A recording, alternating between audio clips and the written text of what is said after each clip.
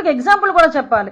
గౌరవ ముఖ్యమంత్రి గారు చంద్రబాబు నాయుడు గారు భారతీరెడ్డి గారిని ఒక సోదరిగా భావించి, అదే భారతీరెడ్డి గారి గురించి మా పార్టీలో ఒకరు కొంచెం అవుట్ ఆఫ్ ద లైన్ దాటి మాట్లాడితే ఇమీడియట్ గా వాళ్ళ మీద కేసు పెట్టి వాళ్ళందరినీ కూడా జైలుకి పంపించిన పరిస్థితి నేను గుర్తు చేస్తున్నాను. ఈరోజు మాట్లాడితే జగన్మోహన్ రెడ్డి పోలీసుల మీద పడతాడు.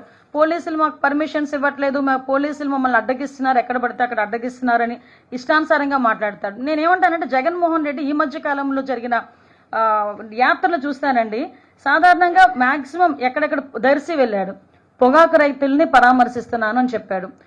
ఇది పరామర్శల బల ప్రదర్శన. First of all Jaganmohan Reddy మాకు సమాధానం చెప్పాల్సింది, పోలీస్ డిపార్ట్మెంట్ కూడా ఇన్ఫర్మేషన్ ఇవ్వాల్సింది, నువ్వు పరామర్శకి వెళ్తున్నావా, బల ప్రదర్శనకి వెళ్తున్నావా, మీటింగ్ పెట్టుకుంటున్నావా? నువ్వు పరామర్శకి వెళ్తున్నావు, ఎస్ మీరు ఎంతమంది వస్తారో చెప్పండి, మేము దానికి తగ్గట్టుగా మేము సెక్యూరిటీ ఇస్తామని చెప్పి మా డిపార్ట్మెంట్ వాళ్ళు అడుగుతున్నారు. మేము ఇంతమందే వస్తున్నామని చెప్తున్నారు, కానీ మీరు తీసుకున్నది ఏంటి, బల ప్రదర్శన చేస్తున్నారు. ఒక చనిపోయిన వాడి ఇంటికి వెళ్ళినప్పుడు కూడా మీరు బల ప్రదర్శన చేస్తారు, ఒక రైతులను పరామర్శించడానికి వెళ్ళినప్పుడు మీరు బల ప్రదర్శన చేస్తారు, లేదు ఒక గాంజాయి బ్యాచ్ని పరామర్శించడానికి వెళ్ళినప్పుడు మీరు బల ప్రదర్శన చేస్తారు, లేదు ఒక సంవత్సరం తర్వాత చనిపోయిన వ్యక్తిని ఇంటికి వెళ్ళి పరామర్శించడానికి వెళ్ళినప్పుడు మీరు బల ప్రదర్శన చేస్తారు. కాదు, మేము మీటింగ్ పెడతామంటే చెప్పండి, మేము పర్మిషన్ ఇస్తాం, దానికి తగ్గ సెక్యూరిటీ వైజ్గా మేము పోలీస్ బందోబస్తు ఏర్పాటు చేస్తాం. మీరు పరామర్శకి వెళ్తున్నారంటే మేము ఎప్పుడు కూడా హౌస్ అరెస్ట్ చేయలేదే, మేము ఎప్పుడు కూడా నో అనలేదే. మీరు ఎంతమంది వస్తారు, మీరు ఒక పర్ఫార్మా ఇస్తున్నాం, మీరు ఎంతమంది వస్తారు, ఎక్కడికెక్కడ దిగుతారు, ఎక్కడ హెలిప్యాడ్ పెడుతున్నారు, ఎన్ని కిలోమీటర్లు మీరు వెళ్తున్నారు, ఇదంతా కూడా క్లియర్గా రాసి ఇవ్వండి. దీనికి తగ్గట్టుగా మేమందరం కూడా మేము మీకు ఏర్పాటు చేస్తాము అని చెప్పేసి బందోబస్తు ఏర్పాటు చేస్తామని డిపార్ట్మెంట్ వాళ్ళు చెప్తే, డిపార్ట్మెంట్ వాళ్ళకి చెప్పేది ఒకటి, వీళ్ళు చేసేది ఒకటి.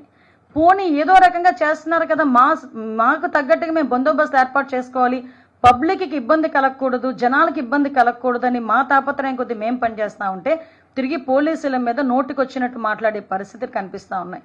ఈరోజు మనం చూస్తే అండి, ఒక గాంజా బ్యాచ్ని పరామర్శించడానికి తెనాలి వెళ్తాడు. అసలు వాళ్ళందరూ పోలీసుల మీద తిరగబడ్డ ఒక గాంజా బ్యాచ్ గురించి తెనాలి వరకు వెళ్ళి సమర్థించాడంటేనే ఒకసారి జగన్ తాలూకా మానసిక పరిస్థితి మనం అర్థం చేసుకోవచ్చు. జూన్ 4వ తారీఖు 2024లో ఒక వ్యక్తి బెట్టింగ్ యాప్ల్లో డబ్బులు పోగొట్టుకుని సూసైడ్ అటెంప్ట్ చేసి 2-3 రోజుల తర్వాత చనిపోతే అతన్ని పరామర్శించడానికి ఒక సంవత్సరం తర్వాత వెళ్ళి 3 ప్రాణాలు తీసిన పరిస్థితి. ఈరోజు మనం ఆ క్యాన్వాయ్లో గనక అబ్జర్వ్ చేస్తానండి, వెళ్తున్నంతసేపు కూడా నెమ్మదిగా వెళ్ళటం, కావాలని అభివాదాలు చేసుకుంటూ వెళ్ళటం, తోపులాట్లు జరిగేటట్టుగా క్రియేట్ చేయటం, లేదు బండి కింద ఒక మనిషి పడిపోతే స్పృహ ఉండదా అంటే నాకు అర్థం కాదు. ఒక బండి కింద ఒక చిన్న కుక్కపిల్ల పడితేనే మనకు తెలుస్తుంది, అటువంటిది మనిషి తలకాయ బండి కింద ఉండి కనీసం పక్కకి తిరిగి లాగేసారే తప్పించి ఆ రోజు ఆ వ్యక్తిని కనుక ఇన్ టైంలో హాస్పిటల్కి తీసుకెళ్ళి ఉంటే డెఫినెట్గా అతను బతికేవాడు కదా. కనీసం ఆ సామాజిక స్పృహ లేదు, కనీసం ఆ హ్యుమానిటీ లేదు.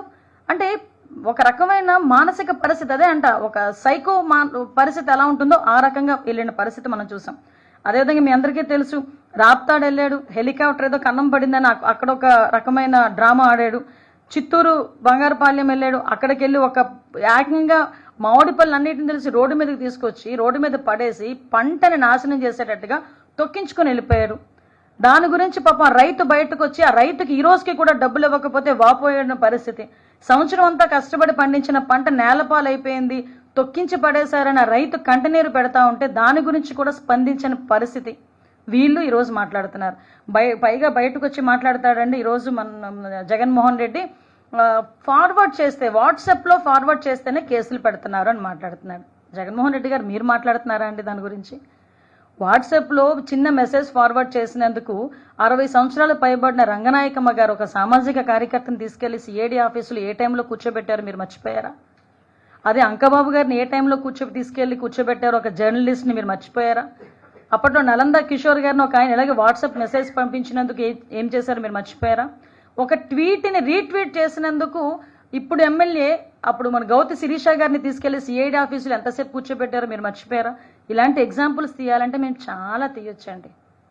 ఇటువంటి పరిస్థితులు ఉన్న ఈ నేపథ్యంలో నేను ఒకటే కోరుకుంటున్నా జగన్మోహన్ రెడ్డి గారిని, జగన్మోహన్ రెడ్డి ఈరోజు మహిళలకి క్షమాపణ చెప్పాలి.